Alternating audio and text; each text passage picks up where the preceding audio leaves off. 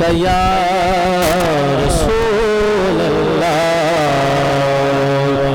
वसल्लम अलैका या। मैं सिर्फ 2-3 अशआर नाते पाक मेरी हाजिर मुकम्मल हो गई।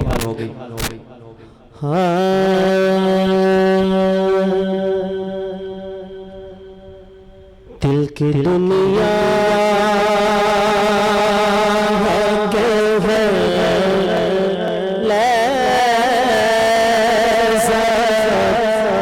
सजी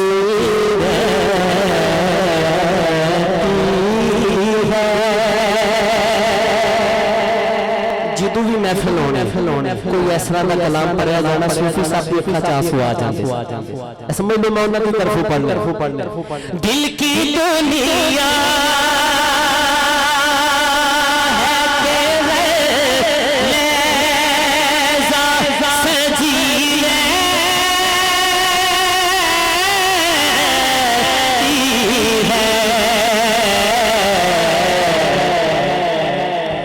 उनके आने की मुझे आस लगी रहती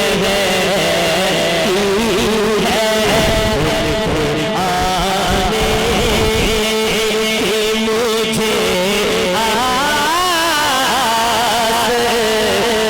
लगी रहती है। उनके आने